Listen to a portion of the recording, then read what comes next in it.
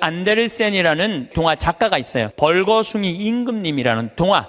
이 내용은 이래요. 임금님이 평상시에 옷 입고 자랑하기를 참 좋아하던 임금님이야.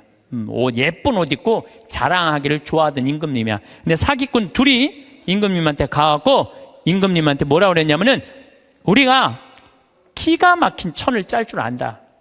근데 이 천은 어떤 신비한 천이냐 하면 바보 눈에는 안 보인다.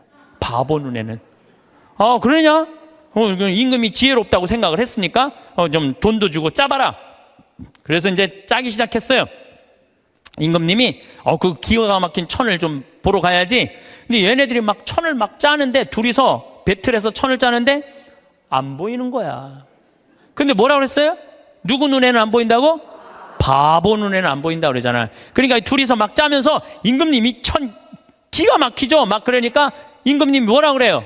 기가 막히다고. 기가 막히다고. 근데 이게 의심이 가는 거야. 그래서 신하들을 불러서 뭐라 그래요? 한번 보라. 근데 신하들도 딱 보더니 눈에 보여 안 보여? 안 보여. 근데 누구 눈에는 안 보여? 바보 눈에는 안 보이잖아요. 바보 신하 되기 싫으니까 뭐라 그래? 임금님 너무너무 멋있다고. 그래갖고 이제 일주일이 지나갖고 다 짰다고 입으라고 다 보이지도 않는데 입는 흉내를 다 내갖고 입었어. 퍼레이드를 하시라고. 퍼레이드를 하는데 온 백성이 그 얘기를 다 알고 있잖아요. 임금님 너무너무 멋있다고. 근데 꼬마의 하나가 우리 임금님 빨개 벗었네. 그래, 빨개 벗었네. 드러난 거죠. 그런데 동화가 여기서 끝났다면 이 동화는 하나도 재미없어요. 근데 이 동화는 끝까지 읽어보면은 어떻게 끝나느냐 하면, 임금님은 창피해갖고 왕궁으로 뛰어들어가야 되는데 끝까지 퍼레이드를 해요. 끝까지 퍼레이드를 하고 그 창피를 다 당하고 왕궁에 들어가요. 여러분들, 임금이 왜 끝까지 퍼레이드를 했을까요? 중간에 들어가면은 벌거벗은 거 내가 인정하는 거 아니야.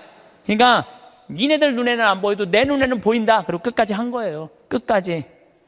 그런데 여러분들 친구들이 너 그거 잘못됐어.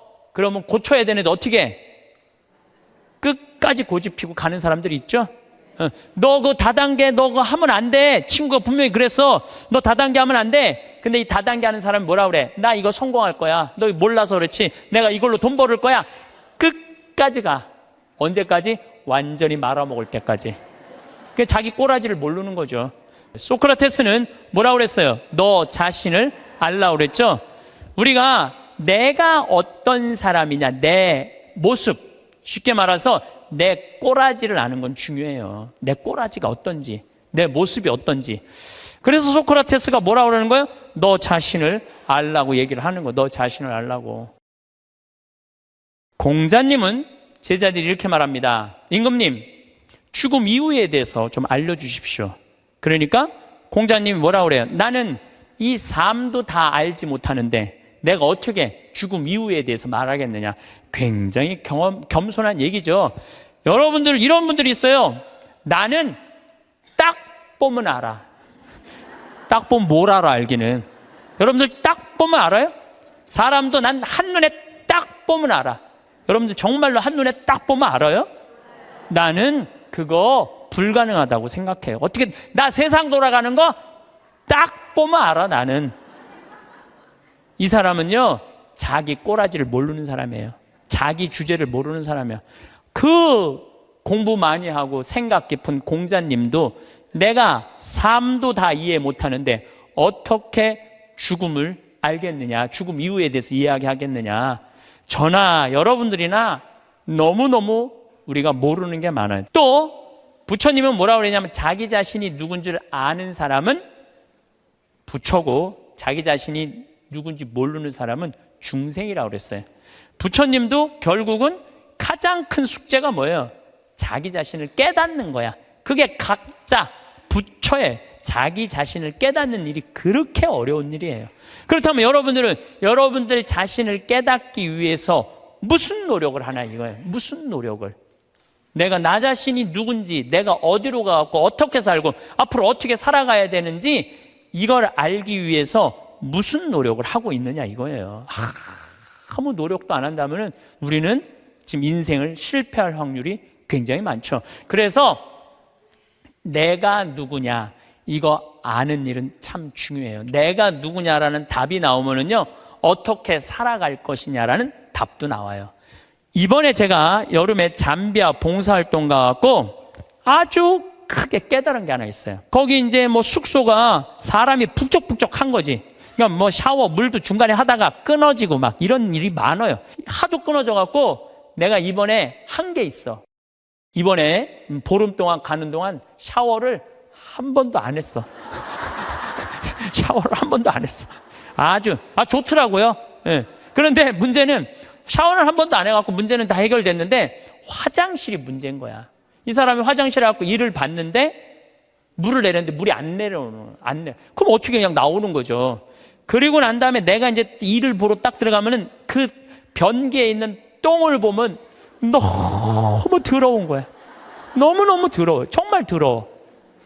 그런데 이상하게 내가 이번에 깨달은 게 뭐냐면은 화장실에 갖고 내가 똥을 넣고 내 똥을 보면은 안 더러워. 이상하게. 나 요즘 그 청국장 가루 먹고 화장실 가면 정말 요새 황금색 똥이 나와요. 그걸 보고 있으면 오히려 이뻐. 똥을 보면은. 아니, 내 똥은 안 더럽고 이뻐 보이는데 남의 똥은 더럽지? 신기하죠? 여러분들 그런 경우 없었어요? 예, 목욕탕 가갖고 가보면 남 똥 놓고 안 내리고 가면 너무 더럽잖아요. 근데 또 막상 내가 똥을 놓고 보면은 이상하게 안 더러워. 이게 인간의 본성하고 똑같은가 봐요. 남의 단점은 더럽고 커 보이고 내 단점은 가리는 거예요. 안 보이는 거예요. 근데 우리가 정말로 이 세상을 올바로 살아가려면은 누구 똥이 들어야 돼? 내 똥이 들어야 돼. 누구 단점이 커 보여야 돼? 내 단점이 커 보여야 돼. 남의 단점은 작아 보이고 내 단점은 커 보여야 돼요. 예수님은 마태복음 7장에 뭐라고 그랬어요? 남의 눈에 있는 티끌 꺼낼 생각하지 말고 네 눈에 있는 들보 꺼내라고 그러죠. 난 내 강의 때 핸드폰 올려도 한 번도 신경질을 부린 적이 없어. 한 번도. 제가 30대 때는 내 강의 때 핸드폰 올리면 가만히 안 있었어요. 무식하게 핸드폰도 안 꺼놓고. 한번 미사하는데 거양성취 하는데 핸드폰이 울리더라고요. 내려놨죠. 그리고 이렇게 얘기했어요. 일주일에 한번 모여갖고 하느님 찬양하고 기도 한번 해보겠다는데 핸드폰 그걸 못 끄고 들어오느냐고 난리를 쳤어요. 그랬더니 미사 끝나고 자매 하나가 나한테 와서 신부님 죄송하다는 거예요. 왜 죄송하냐? 그랬더니 우리 남편 핸드폰 소리였다는 거 아까. 그럼 남편 핸드폰이면 남편이 발이 없냐 손이 없냐 입이 없냐 왜 남편이 와서 사과 안 하고 당신이 와서 사과하냐? 그랬더니 그 자매 하는 말이 우리 남편은 청각 장애자라는 거예요. 그러니까 듣지를 못하는 거야. 말도 못하는 거지. 근데 이거를 진동으로 놨는데 풀린 거야. 진동으로 놨는데 풀린 거야. 그래서 자기도 모르고 남편도 몰라서 신부님 미사 때 분심 들게 해서 너무너무 죄송하다는 거예요. 내가 그날 이후부터 지금까지 내 강의 때 핸드폰 울려도 한 번도 신경질을 부린 적이 없어. 그리고 내가 나이가 50이 넘어 보니까 50이 넘으니까 진짜 핸드폰이 울려도 네 바지에서 울리는지 내 바지에서 울리는지도 모르겠더라고.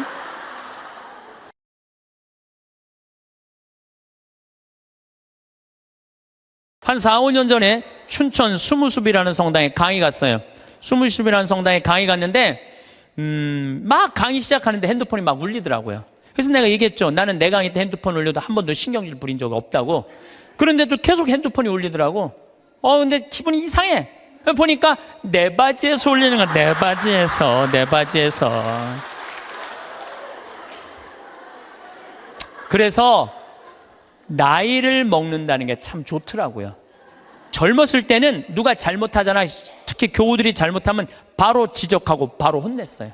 정말 30대 때는 성체 영어로 나올 때 왼손이 위에 올라가고 오른손이 밑으로 내려가야 돼. 그래서 뭘로 영해야 돼? 오른손으로 영해야 돼요. 근데 막 교우들이 오른손이 올라오면은 무슨 손으로 영하게 돼? 왼손으로 영하게 되면 이거 불경스러운 거잖아요. 그래서 30대 때 오른손이 올라오면 손바닥을 내리쳤다니까 내가 똑바로 하라고. 그러면은 이 교우만 사색이 되는 게 아니야. 뒤에서 성체 영화로 나오는 교우들도 내가 이렇게 해보면 보여. 막 이러면서 나오는 게 보여. 막 이러면서 나와. 근데 결국은 틀려. 그럼 또 손바닥 내리치는 거야. 30대 땐 내가 그랬어요. 근데 50대가 되니까 뭐가 보이느냐 하면은 주부들이 설거지 많이 하고 그러면은 손목 관절염이 있어. 그래서 이게 안 돌아가는 게 보이더라고. 안 돌아가는 게. 안 돌아가니까 다른 손으로 하는 거야. 근데 30대 땐 그게 안 보인 거야. 그래서 50대, 지금 40대 후반부터는 왼손으로 올리면 왼손에 영해드리고 오른손으로 영해드려. 그리고 헷갈리는 교우들은 네가 알아서 줘. 그러면 내가 어떻게 영하는 줄 알아? 그냥 정가운데다 영해드려. 그냥 네가 알아서 먹으라고. 정가운데다. 그러니까 참 나이를 먹는 게 좋더라고요. 나이를 먹으니까 봐도 못 본 척, 알아도 모르는 척, 들어도 못 들은 척 이렇게 하게 되더라고요. 그래서 요즘은 막 이렇게 우리 직원들하고 뭐 가까이 있는 사람들하고 무슨 의견이 부닥치고 막 그러면은 정말 막 내 이야기를 저 알지도 못하는 거 고쳐주고 싶은데 안 고쳐줘요, 요즘은. 왜냐하면은 귀찮아. 그냥 알아서 하라고. 나이 먹는 게 그래서 좋더라고요. 예. 그래서 저는 중학교 1학년 때 세례를 받았어요. 14살 때. 세례 받기 전에 나는 어땠느냐? 반장, 부반장 해봤던 적이 없어요, 나는. 반장, 부반장. 그리고 우리는 한 반이 70명이었는데 줄반장도 중요한 자리였어요. 줄반장도 해봤던 적이 없어. 나는 우등상 한번 타봤던 적 없는 사람이에요. 예. 그리고 성격은 진짜 지랄 맞았어요. 까칠한 거 뭐 말할 것도 없고. 그래서 만약에 내가 밥을 먹다가 신경질이 나잖아요. 나 숟가락 그냥 던졌어요. 숟가락, 젓가락. 밥그릇도 많이 던졌어요. 밥그릇도. 그래서 어머니가 그 밥풀, 누나가 밥풀 이렇게 주워 담았던 거 생각나. 일단 던지고 숟가락, 밥그릇 던지면 일단은 그거 다 하고 나면 나는 안 죽을 만큼 두들겨 맞았어요. 안 죽을 만큼. 예. 어떨 땐 상도 들러 엎었어요. 상도. 어렸을 때 내 기억나. 신경질 나면은 하고 싶은 대로 다 했어. 초등학교 2학년 때 이건 진짜 아주 잊을 수 없는 일이야. 너무너무 신경질이 났어. 근데 밥 먹을 때가 아니었나 봐. 문을 딱 열었는데 뭐 던져야 되는데 아무것도 없는 거야. 던져야 되는데 근데 마루에 마침 뭐가 있었느냐면 요강이 있었어. 요강이. 우리 가족이 다 있었어요. 그때 내가 어떻게 했어요? 그 초등학교 2학년 애가 요강을 발로 찼어. 발로 차갖고 이제 시멘트 바닥에 딱 떨어져갖고 깨지면 난 죽는 거야. 어머니한테 맞아 죽는 거야. 그런데 정말로 발로 찼는데 요강이 딱 시멘트 바닥에 떨어지면서 굴르기 시작하는 거 또. 딱 쓰는데 온 가족이 정말로 어이가 없으니까 다 웃더라고요. 하도 어이가 없으니까.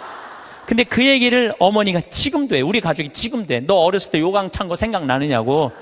예, 너라고는 이제 안 그러죠. 신부님 어렸을 때 요강 차는 거 생각나느냐고. 그렇게 까칠했어요.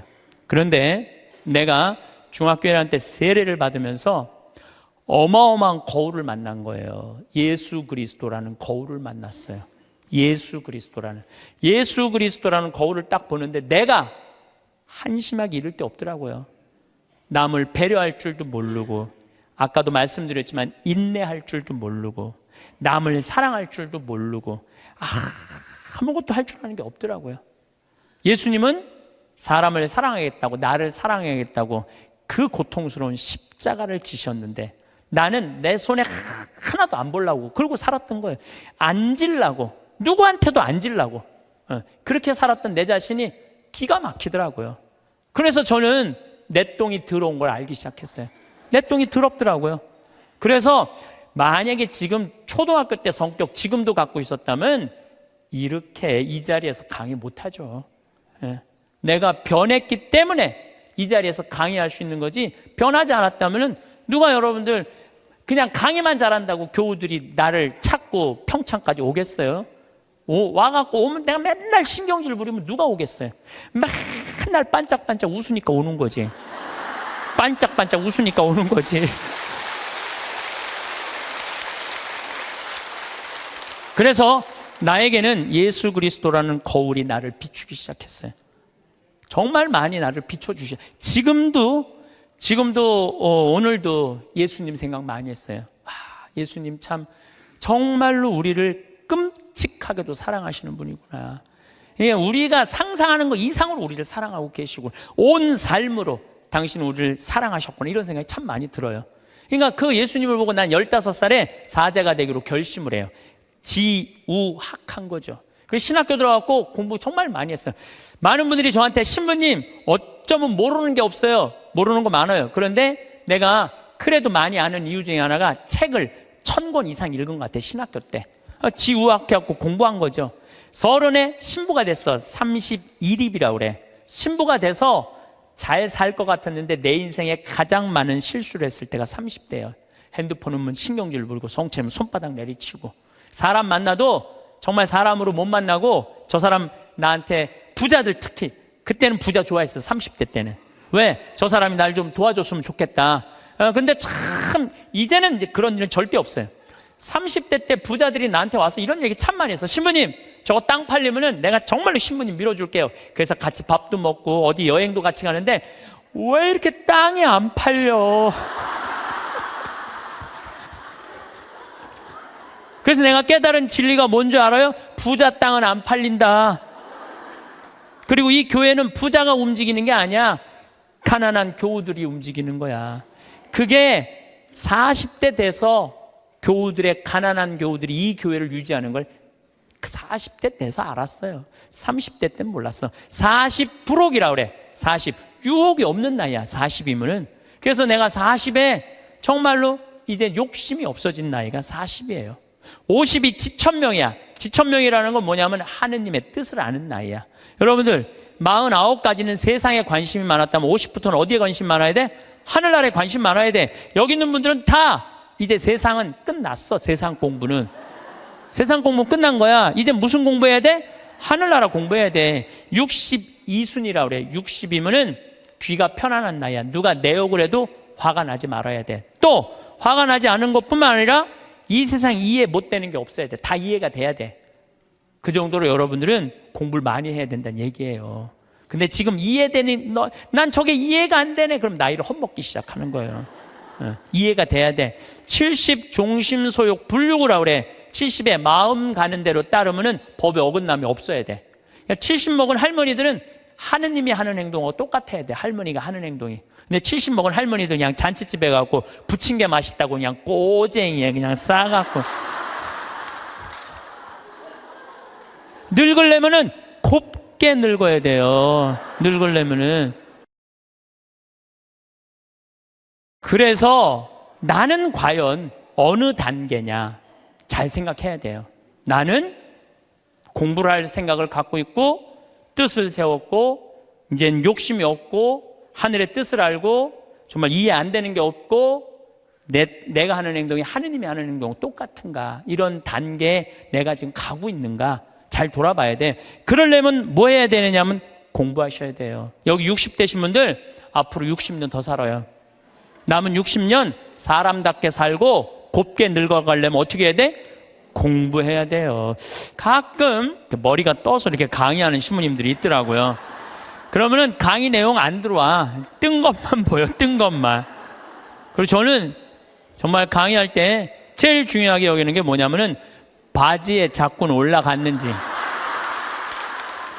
이걸 제일 중요하게 여겨요. 왜 제일 중요하게 여기느냐면 만약에 내가 바지에 자꾸가 내려가잖아요? 그럼 여러분들 눈은 여기 와 있어요. 눈은 여기 와 있어. 그리고 머리는 무슨 생각이냐면 저 신부님 바지에 자꾸 내려갔네. 큰일 났네 저. 내 강의 하나도 귀에 안 들어와요. 무슨 얘기냐면은 남 앞에 나설 때 내 자신을 점검하는 일은 아주 중요한 일이에요. 비단 저만 그런 게 아니죠. 여러분들도 마찬가지예요. 여러분들도 남 앞에 나설 때 거울 보세요, 안 보세요? 파마는 잘 유지됐는지, 얼굴에 이 분칠은 잘 곱게 잘 이렇게 잘 퍼져서 발랐는지 보시죠? 제가 2년 전에 어느 기관에 강의를 갔어요. 강의를 갔는데 거기 2년 동안 나를 초대하려고 그러다가 내가 2년 만에 시간이 맞아서 간 곳이에요. 딱 차에서 내리는데 나를 맞이하는 분을 딱 보면서 정말 나를 어마어마하게 기다렸구나 한눈에 딱 알아보겠더라고요. 내가 왜 딱 한눈에 알아봤느냐 하면은 얼굴에 화장을 어마어마하게 했어. 얼굴에 화장을. 이 마스카라를 얼마나 말아 올렸는지, 눈이 막 뒤집어지려고 그래. 마스카라를 얼마나 말아 올렸는지. 입술에 루즈를 얼마나 진하게 발랐는지 몰라요. 근데 문제는 입술에 루즈를 이렇게 발랐는데 선을 잘 그렸으면 아무 문제가 없는데 바빴는지 선이 살짝 올라왔어. 이렇게 2시간이었는데 1시 반에 가서 커피 한 잔을 마시는데 30분 동안 대화를 하는데 아무 소리도 안 들리는 거야. 이것만 들리는 거야. 이것만 2년이 지난 지금도 그분 생각을 하면은 아무 생각이 안 나. 이것만 생각이 나. 이것만. 그분은 화장도 열심히 했는데 마지막 뭐를 안 했느냐 하면은 거울을 안 본 거예요. 자기의 모습을 점검하지 않은 거죠. 근데 더 안타까운 거는 그 사무실에 8명의 동료, 직장 동료들이 있었는데 아무도 지적해 주지 않은 거예요. 누군가 얘기해 줬으면 얼마나 좋아요. 선생님, 루즈 선이 잠깐 벗어났으니까 화장실에 가서 거울 보고 좀 고치고 나오시라고. 그랬다면 이분은 고칠 수 있었을 거예요. 근데 8명 중에 아무도 얘기해 주지 않은 거예요. 우리는 내가 내 자신을 볼 수 없다면 누구라도 내 자신을 봐야 돼? 남이라도 내 자신을 봐야 돼. 남이 나를 고쳐줄 수 있어야 돼요. 여기에 아주 중요한 게 있어요. 우리는 듣는 마음이 있어야 돼요. 왜 그분한테 선생님 선에 루즈가 벗어났어요 라고 왜 얘기해 주지 않았을까요? 말해도 안 들었으니까. 평상시에 여러분들도 인생을 살면서 누가 이렇게 며칠 전에 사당 오동 성당에 강의를 갔는데 이제 강의 가기 전에 성당 앞에서 곱창 순대 이 전골을 먹는데 옆에 애기 아빠들 같아. 중학교 2학년 딸을 둔 애기 아빠들이 딸 얘기를 하는 거예요. 먹으면서 재밌더라고. 얘기를 들어보니까 한 애는 게임, 페이스북을 너무 하는 애고 한 애는 집을 하나도 안 나가는 애야. 친구를 아무도 안 만나는 애야. 그러면서 뭐 애를 그렇게 키우면 안 된다 뭐 어쩌고저쩌고 막 하는데 소주를 거의 4병을 둘이서 먹더라고요. 근데 일어나면서 마지막 한 애기 아빠가 이런 말을 하더라고요. 너는 네 딸 네 방식대로 키워. 내 딸은 내가 알아서 키울 테니까. 그렇게 소주 2병을 먹어가면서 얘기했는데 안 듣는 거죠. 사람이요 안 들으면은요 고쳐줄 수가 없어요. 그리고 중요한 건 나를 고쳐줄 수 있는 친구가 있느냐 없느냐예요. 여러분들은 내가 만약에 루즈가 이렇게 잘못 벗어났을 때 야 이리 와 너 루즈 벗어났어 하고 이렇게 고쳐줄 수 있는 친구 있어요 없어요? 있어야 돼. 그걸 뭐라고 그러냐면 멘토라고 그래요. 멘토. 내 삶을 이야기할 수 있는 사람, 내 삶의 문제를 이야기 나눌 수 있고 상의할 수 있는 사람, 멘토가 필요해요. 저는 3명의 멘토가 있어요. 물론 우리 동창 신부들은 뭐 멘토라고 그러긴 좀 그렇고 나이 많은 형들 셋이 내 멘토가 있어요. 첫 형은 역시 신부님이죠. 나보다 3살 많아요.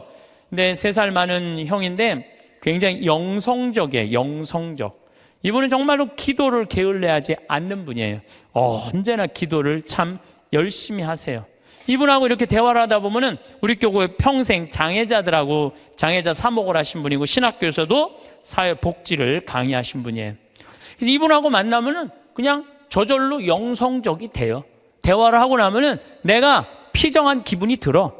근데 이 형님은 항상 나하고 이렇게 우리 집에 와서 잠도 자고 나도 그 형님 집에 가서 잠도 자고 그러는데 하루는 우리 집에 딱 오더니 딱 옷장을 열어보는 거예요. 옷장을 열어보더니 한마디 딱 하는 거예요. 황 신부, 옷이 양복이 너무 많으네. 예수님 이걸 원할까? 근데 한 대 맞은 기분이 드는 거예요. 왜냐하면 나는 뭐 봄, 여름, 가을, 겨울 1년 365일 강의를 하니까 양복이 봄에 뭐 몇 벌, 여름에 몇 벌, 겨울에 몇 벌 이렇게 한 10벌이 넘었어요. 그런데 많다고 나한테 혼을 내더라고요. 여러분들 인생에 있어서는요, 나를 혼내줄 사람이 필요해요. 나를 혼내줄 사람이 없으면은요, 나는 아나 무인이 되는 거예요. 그걸 보고 내가 양복을 다 나눠줬어요. 다. 아까도 말씀드렸잖아요. 작년에 잠비아 가면서 양복 3벌 입으면서. 그래서 내가 근데 이제 다 나눠줘갖고 한 3-4벌로 딱 줄였는데 할머니들이 방송에 내 양복 한 번도 안 바뀐다고 부산에서 져서 올리고 서울에서 져서 보내줘갖고 다시 12벌이 됐어, 양복이. 그래서 이거 안 되겠다. 양복이 많아지는 건 어쩔 수 없는데 양복을 아예 갈아입질 말자. 그래서 한 달에 한 번씩만 딱 입고 다니기로 이제 내가 나하고 한 거예요. 근데 내가 그 형님 집에 가서 잠을 자는데 자기 침대를 꼭 내줘요. 그리고 자기는 바닥에서 자요. 응접실 바닥에서. 그래서 형 침대에서 자. 그랬더니 아니야, 너는 전국에 강의하는 신부고 나는 이렇게 편안하게 있으니까 하루 여기서 바닥에서 자도 돼. 그래갖고 내가 이제 방에서 잠을 자는데 하여튼 우연찮게 벽의 문제 때문에 옷장을 열었는데 양복이 딱 2벌밖에 안 걸려 있더라고요. 나하고 너무너무 다른 거죠. 그래서 내가 그분이 나한테 그런 얘기를 할 때 그냥 기분 나쁜 게 아니라 저절로 반성이 돼. 나 자신을 돌아보게 되는 거죠. 한 2주 전, 이제 거의 한 3주 전 정도 되죠. 어떤 자매가, 나를 아주 끔찍히도 아끼는 자매가, 신부님, 평창 며칠 전에도 영하 15도까지 내려갔거든요. 보통 한 20도 내려가, 20도. 신부님 그 평창 추운데 따뜻한 잠바 하나 신부님 위해서 샀다는 거예요. 밤에 이제 이렇게 받아갖고 그냥 쫄르쫄르 들어왔죠. 근데 전화가 왔어. 신부님, 거기 그거는 수선을 하려고 그러면 그 영수증이 있어야 되니까 그 옷에 이렇게 붙어 있는 거 띄지 마시고 그 보관하세요. 버리지 말고. 그래갖고 집에 들어와갖고 그걸 딱 보는데 가격표가 마침 있더라고. 안 그래도 궁금했는데 보니까 165만 원짜리야. 165만 원짜리. 어쩐지 딱 입는데 느낌이 다르더라고. 근데 저는 2가지를 생각했어요. 첫 번째는 내가 전국에 다니면서 그냥 평범한 우리 교우들한테 강의하는데 165만 원짜리 옷 입고 다니면서 행복을 과연 이야기할 수 있을까? 그 생각을 첫 번째 했어요. 2번째는 그 형 생각이 났어요. 항상 장애자들하고 사는 그 형, 양복 2벌, 맨날 까만 거, 이 색 저 색도 아니야, 까만 거 입고 다니는 그 형 생각이 났어요. 그 형이 이걸 보면은 나한테 뭐라고 그럴까? 못 입겠더라고요. 마음에는 너무 들었는데 못 입겠더라고. 그래서 다음날 돌려줬어요. 그리고 이렇게 말했어요. 나를 죽이려면은 이런 옷을 계속 갖다 줘라. 내 영혼을 죽이려면. 그러나 날 정말 사랑한다면은 이렇게 비싼 옷. 그리고 내가 그날 무슨 온천에 가갖고 보니까 밑에 막 세일하는 거 보니까 8만 원짜리 오리털 파카 많더라고. 8만 원짜리. 그래서 내가 얘기했어요. 내가 그 세일하는 데가 보니까 8만 원짜리도 많은데 왜 그렇게 비싼 걸 사서 줬느냐? 나한테 정말 선물하고 싶다면 8만 원짜리 해라. 그랬더니 어제 왔어. 택배로 8만 원짜리 3벌이. 어제 8만 원짜리 3벌이 턱벌 왔더라고. 그런데 나를 제어해 줄 수 있는 멘토가 필요하다는 거예요. 또 내 멘토 한 분이 계셔요. 그분은 나보다 4살 많은 형인데 이 형은 철학적인 신부예요. 대화를 해보면 날밤 새요. 그런데도 시간 가는 줄을 몰라. 그럼 어쩜 저렇게 생각을 잘할까? 어떻게 저런 생각을 갖고 있을까? 어떻게 생각이 저렇게 깊을까? 이런 생각이 들어요. 그래서 그 형을 만나도 너무너무 좋아. 그리고 그 형도 나보다 나이가 많은 형인데 나를 혼내요. 나는 혼내줄 수 있는 사람이 있다는 게 너무너무 좋아요. 또 한 형은 나보다 7살 나이 많은 형인데 이 형은 생각이 없는 신부예요. 그런데 이 형님하고는 아침부터 저녁까지 같이 있어도 지겹지가 않아요. 계속 재밌어요. 그러니까 신학교 때부터 친했지만은 같이 서품을 받은 나이만 많은 거지 신학교 때부터 지금까지 거의 30년의 세월 동안 같이 있으면서 한 번도 지겨웠던 적이 없어요. 같이 있으면 행복해. 지금도 잠깐 쉬는 시간에 벌써 전화 왔더라고. 다음 주 월요일 날 전심에 만나서 맛있는 거 먹자고. 제일 행복한 거예요. 만나면은. 그래서 언제나 시간을 함께 할 수 있고 즐거운 시간 함께 할 수 있는 내 멘토 신부 셋. 물론 우리 사랑하는 내 동창 신부들 많지만은 그런 멘토가 있다는 게 좋은 거죠. 여러분들도 오늘 가만히 생각해 보세요. 적어도 멘토 3명은 있어야 된다는 거예요. 근데 내가 지금 내 인생의 문제, 나를 혼내줄 수 있는 사람이 한 명도 없다면 여러분들은 실패할 확률이 많아요. 인생을. 나를 혼내줄 사람이 있어야 돼요. 친구를 잘못 두면은요, 인생 망가지는 사람들도 많아요. 친구 잘못 두면은. 그래서 친구를 잘 둬야 되는데, 아까도 말씀드렸지만은, 듣는 마음이 있어야 돼요. 누가 나한테 얘기를 할 때, 겸손되이 듣는 마음이 있어야 돼. 사람은요, 먹고 마시고 놀아야 돼요. 요거 꼭 기억하세요. 인생 실패하지 않는 유일한 길은 먹고 마시고 노는 거예요. 누구하고? 친구랑 먹고 마시고 놀 때 행복할 수 있어요. 신부님 참 팔자 좋은 소리, 뭐 먹고 마시고 돈이 있어야지 먹고 여러분들 꼭 비싼 거 사 먹어야지 먹고 마시고 놀아요. 떡볶이, 지난번에 신당동 떡볶이 우리 5명이 갖고 3만 원 시켜갖고 맛있게 먹었어. 수다 떨면서. 중요한 거는 비싼 걸 먹는 게 아니에요.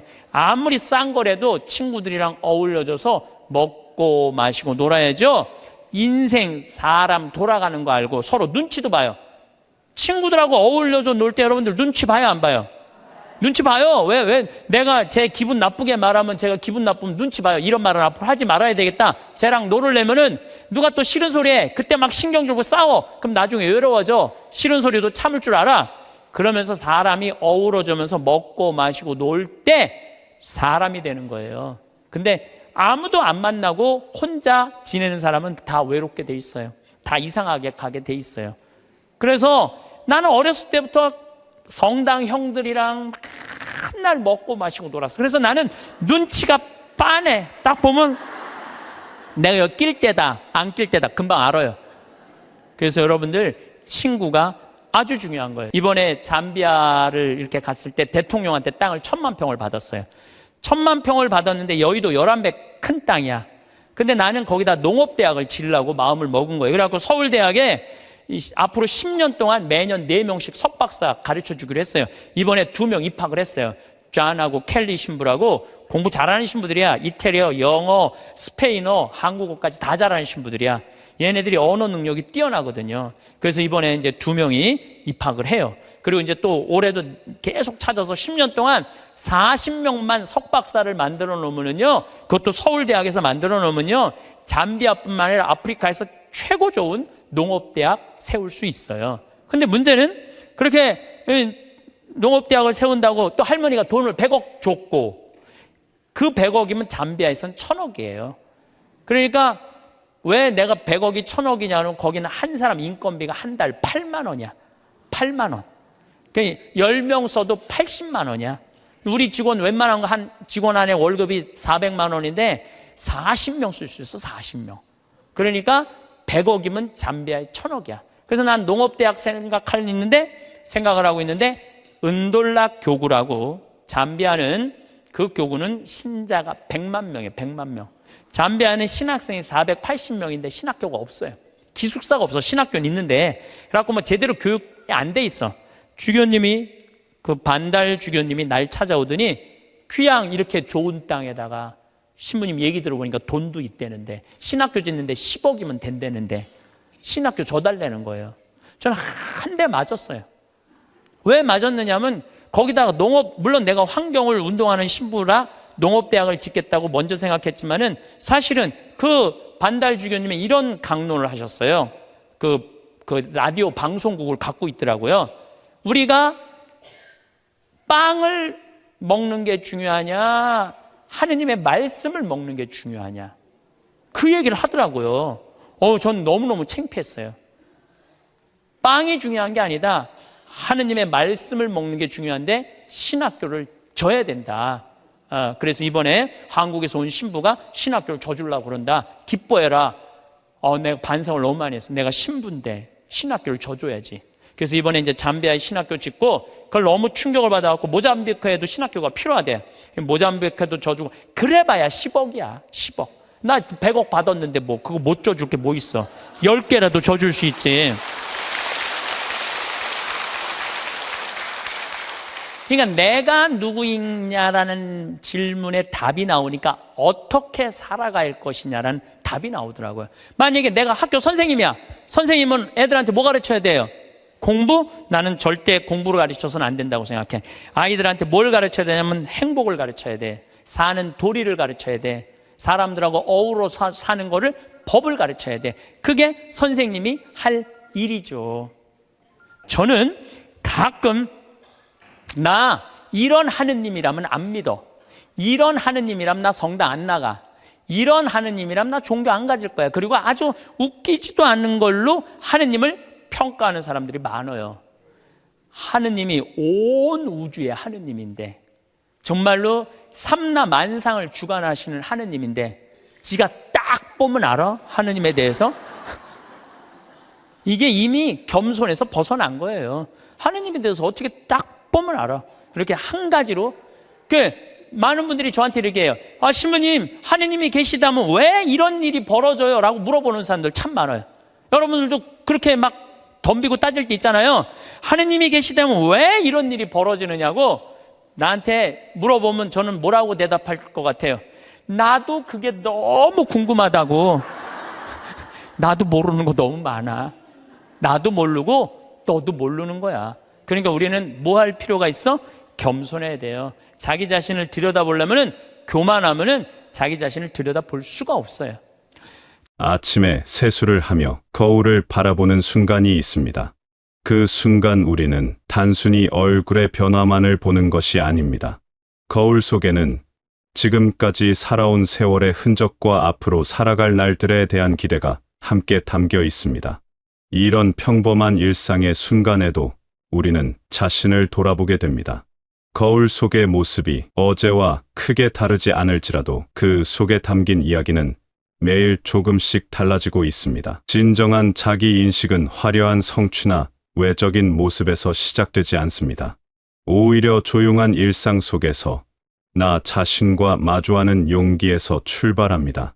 바쁜 일상에 쫓겨 지내다가도 문득 멈춰 서서 나는 지금 어디쯤 와 있는지, 내가 추구하는 가치는 무엇인지 생각해보는 시간이 필요합니다. 많은 사람들이 자신을 안다고 생각하지만 실제로는 습관과 관성 속에서 살아가고 있습니다. 매일 반복되는 일상 속에서 진짜 내가 원하는 것이 무엇인지, 내가 진정으로 소중하게 여기는 가치가 무엇인지 놓치기 쉽습니다. 어느 날 문득 내가 왜 이런 선택을 했는지, 내가 지금 행복한지 의문이 들 때가 있습니다. 그런 순간이 바로 자신과 진솔하게 마주할 기회입니다. 이런 의문들이 불편할 수도 있지만 이것이야말로 더 깊은 자기 이해로 나아가는 출발점입니다. 자신을 바로 안다는 것은 자신의 장점만을 인정하는 것이 아닙니다. 때로는 인정하기 싫은 부족한 모습도 받아들이는 것입니다. 화를 잘 내는 성격 고집이 센 면, 때로는 이기적인 모습들도 나의 일부임을 인정할 때 비로소 진정한 성장이 시작됩니다.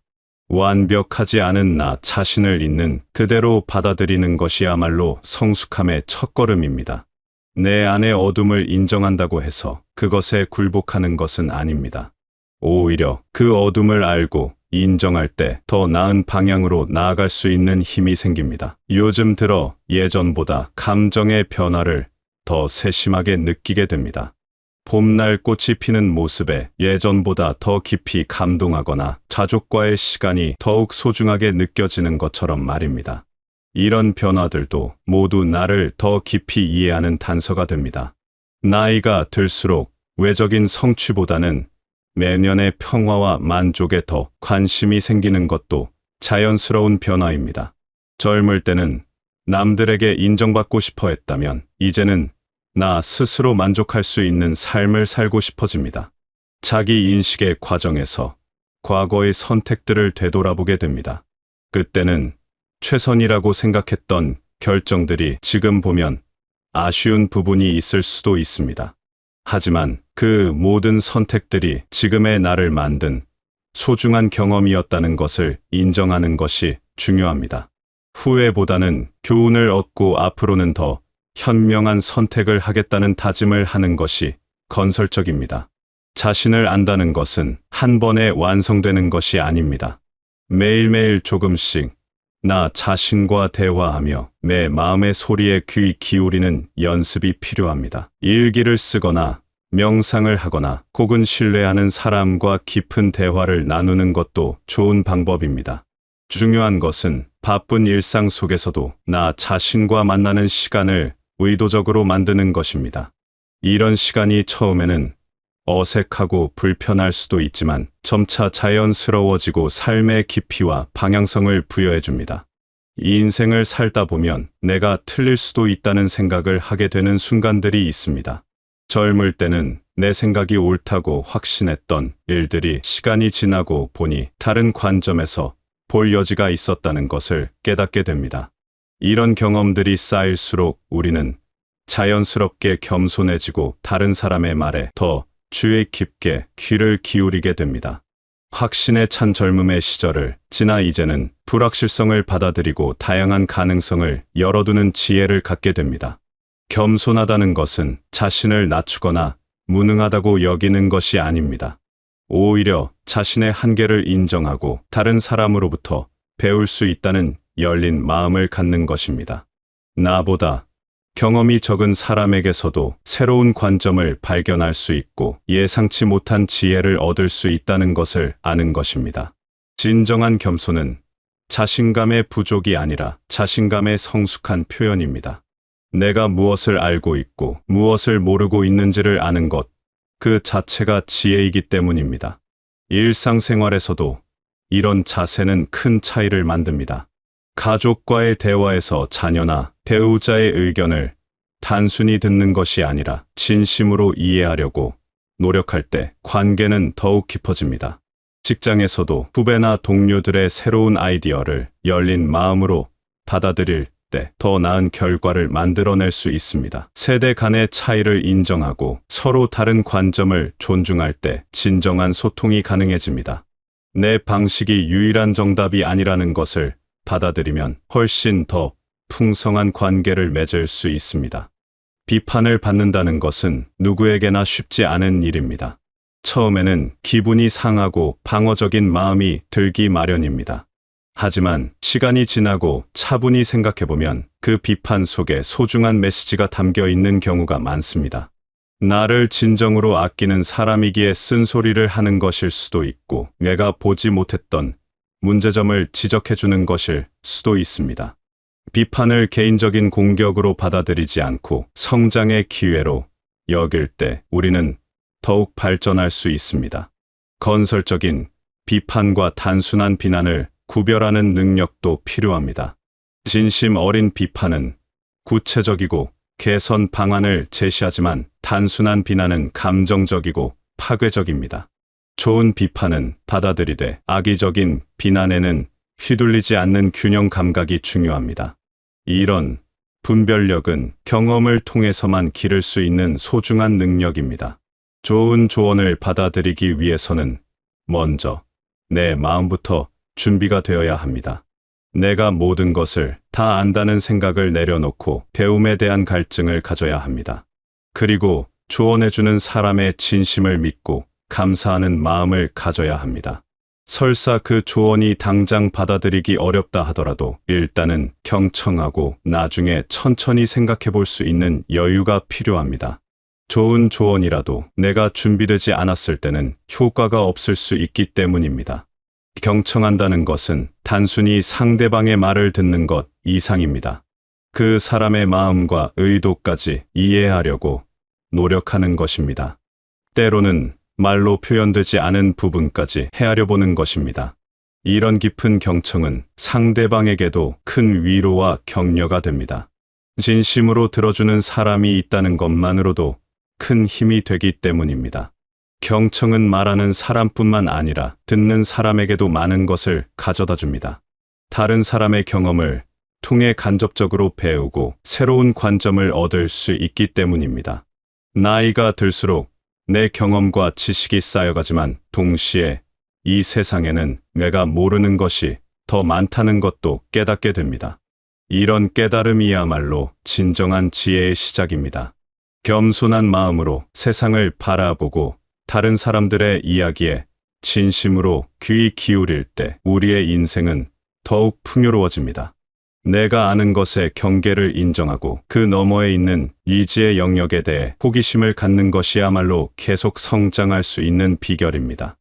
때로는 침묵도 중요한 덕목입니다. 모든 상황에서 내 의견을 말해야 한다고 생각하지 말고 그저 듣고 공감하는 것만으로도 충분한 경우가 많습니다. 특히 다른 사람이 어려움을 털어놓을 때는 섣부른 조언보다는 따뜻한 공감이 더 큰 위로가 됩니다.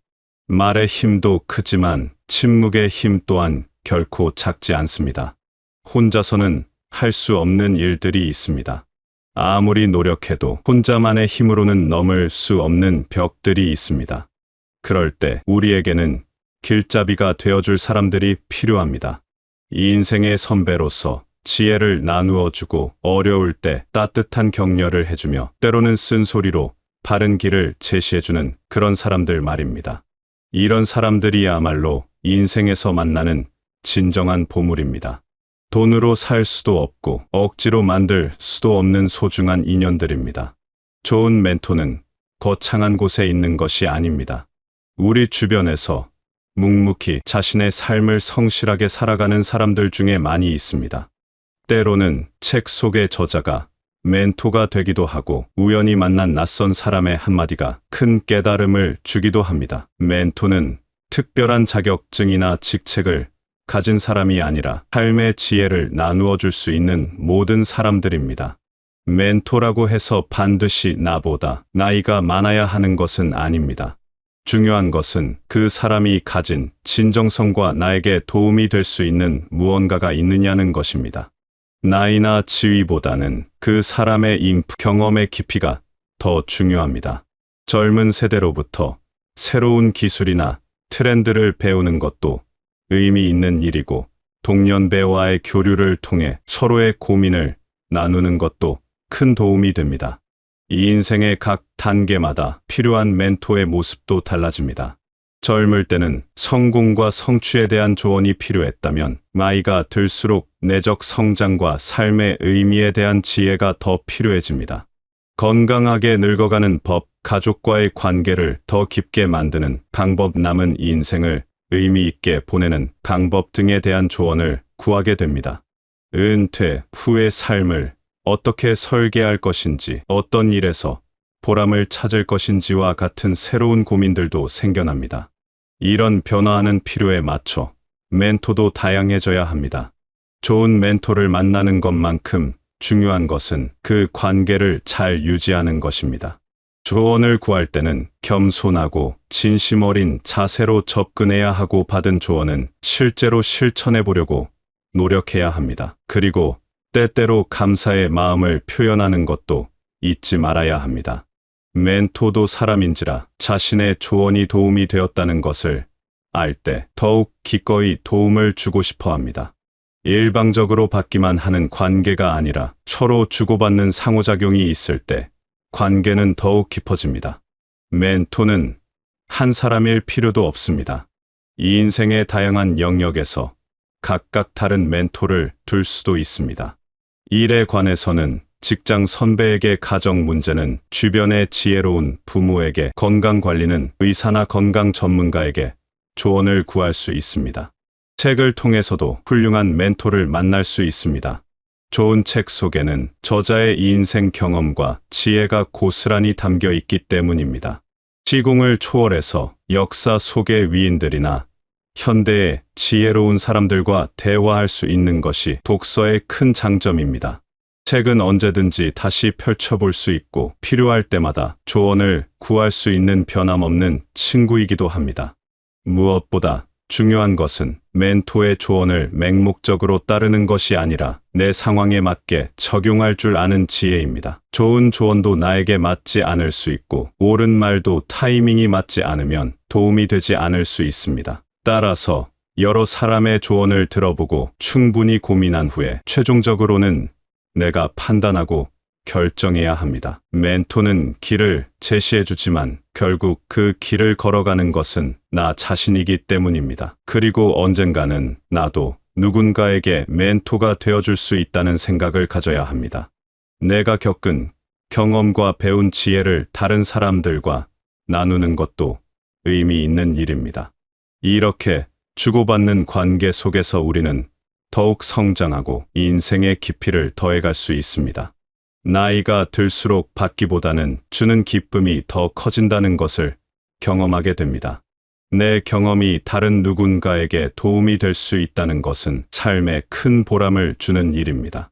이 인생의 각 단계마다 배워야 할 것들이 다릅니다. 사회 초년생일 때는 업무 기술과 인간관계의 기본을 배워야 했고, 가정을 꾸리고 나서는 배우자와의 소통법과 자녀 교육에 대해 배워야 했습니다. 이제는 자기 자신과의 관계, 삶의 의미와 목적, 건강한 노후 준비 등에 대해 배울 때입니다. 각 단계마다의 배움은 그 시기에 가장 필요하고 의미 있는 것들이었습니다. 지금 이 시기에도 마찬가지로 이 시기에만 할 수 있는 특별한 배움들이 기다리고 있습니다. 평생학습이라고 하면 거창하게 들릴 수 있지만 실제로는 일상 속 작은 호기심에서 시작됩니다. 일상적인 호기심들이 모여서 삶을 더욱 풍요롭게 만듭니다. 새로운 것을 알아가는 기쁨은 나이와 상관없이 누구나 느낄 수 있는 순수한 즐거움입니다. 기술의 발달로 인해 새로 배워야 할 것들도 많아졌습니다. 스마트폰 사용법, 온라인 쇼핑, 인터넷 뱅킹 등 처음에는 어렵게 느껴지지만 차근차근 배우다 보면 생활이 훨씬 편리해집니다. 더 중요한 것은 이런 새로운 기술들이 가족과 친구들과의 소통을 더 풍부하게 만들어준다는 점입니다. 멀리 사는 가족과 영상통화를 하거나 오랫동안 연락하지 못했던 친구들과 다시 연결되는 기쁨을 맛볼 수 있습니다. 처음에는 두렵게 느껴졌던 새로운 기술들이 실제로는 삶의 질을 크게 향상시켜준다는 것을 경험하게 됩니다. 배움의 기쁨은 단순히 지식을 습득하는 것에서 끝나지 않습니다. 새로운 것을 배우는 과정에서 느끼는 성취감, 어려운 문제를 해결했을 때의 만족감, 전에는 몰랐던 세계를 발견하는 놀라움 등이 삶의 활력을 불어넣어 줍니다. 뇌과학 연구에 따르면 새로운 것을 배우는 것은 뇌 건강에도 매우 좋다고 합니다. 혼자서 배우는 것도 좋지만 다른 사람들과 함께 배우는 것은 더욱 즐겁습니다. 동네 문화센터의 강좌에 참여하거나 독서 모임에 가입하거나 취미 활동을 함께하는 모임을 만드는 것도 좋은 방법입니다. 비슷한 관심사를 가진 사람들과 만나 함께 배우고 경험을 나누다 보면 새로운 친구도 사귈 수 있고 배움의 효과도 더욱 커집니다. 혼자서는 포기하기 쉬운 일들도 동료들과 함께하면 끝까지 해낼 수 있는 힘이 생깁니다. 서로 격려하고 도와가며 배우는 과정에서 깊은 우정도 생겨납니다. 실수를 두려워하지 않는 것도 중요합니다. 새로운 것을 배울 때는 누구나 처음에는 서툴고 실수를 하게 마련입니다.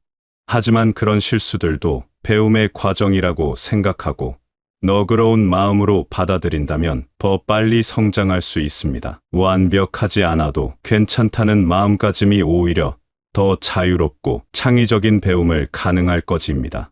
각자에게는 각자만의 인생이 있습니다. 다른 사람과 비교할 필요도 없고 남의 기준에 맞출 필요도 없습니다. 중요한 것은 내가 누구인지를 분명히 알고 그에 맞는 삶을 사는 것입니다. 이것이 바로 진정한 삶의 지혜입니다. 나는 누군가의 부모이고 또한 누군가의 자녀입니다. 직장에서는 동료이고 지역사회에서는 이웃입니다. 이 모든 역할들이 모여서 나라는 사람을 만들어냅니다. 각각의 역할마다 해야 할 일과 져야 할 책임이 있습니다. 이를 명확히 인식하고 최선을 다할 때 삶은 의미와 보람을 갖게 됩니다. 부모로서의 역할은 자녀의 성장 단계에 따라 계속 변화합니다. 어릴 때는 보호하고 가르치는 역할이 중요했다면 자녀가 성인이 된 후에는 지지하고 격려하는 역할이 더 중요해집니다. 간섭보다는 믿음을 보여주고 조언을 구할 때는 언제든 도움을 줄 수 있다는 든든한 버팀목이 되어주는 것입니다.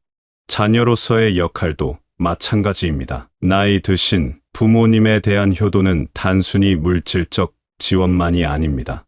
정기적으로 안부를 확인하고 말벗이 되어드리며 건강을 챙겨드리는 것이 진정한 효도입니다. 부모님의 말씀에 귀 기울이고 존중하는 마음을 보여드리는 것도 큰 기쁨이 됩니다. 배우자와의 관계에서는 서로를 이해하고 배려하는 것이 가장 중요합니다. 오랜 시간을 함께 살아오면서 서로의 장단점을 모두 알게 되지만 그럴수록 더욱 감사하는 마음을 가져야 합니다. 작은 관심과 애정 표현, 서로의 꿈을 지지해주는 것이 행복한 부부 관계를 유지하는 비결입니다. 직업인으로서도 자신의 역할에 최선을 다해야 합니다. 비록 은퇴를 앞두고 있거나 이미 은퇴했더라도 지금까지 쌓아온 경험과 지식을 후배들에게 전수하고 사회에 기여할 수 있는 방법을 찾는 것이 의미 있는 일입니다.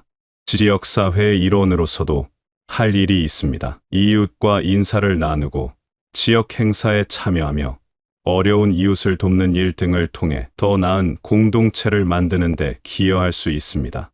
작은 실천이지만 이런 것들이 모여서 따뜻한 사회를 만들어갑니다. 무엇보다 나 자신에 대한 책임도 잊지 말아야 합니다. 건강관리, 마음의 평화, 유지, 지속적인 성장과 발전을 위한 노력 등은 모두 나 자신에게 해야 할 일들입니다. 나 자신이 건강하고 행복해야 다른 사람들에게도 좋은 영향을 줄 수 있습니다. 정체성에 맞는 삶을 산다는 것은 완벽해지려고 노력하는 것이 아닙니다. 다만 각자의 위치에서 성실하게 자신의 역할을 해나가는 것입니다. 때로는 실수하고 부족할 수도 있지만 그런 모습까지도 인간다운 것이라고 받아들이며 꾸준히 노력하는 것이 중요합니다. 삶의 후반부로 갈수록 외적인 성취보다는 내적인 만족이 더 중요해집니다. 얼마나 많은 것을 얻었느냐보다는 얼마나 의미 있는 삶을 살았느냐가 더 소중합니다. 나만의 길을 걸으며 나만의 속도로 성장해가는 것, 그것이 진정한 성공이자 행복일 것입니다.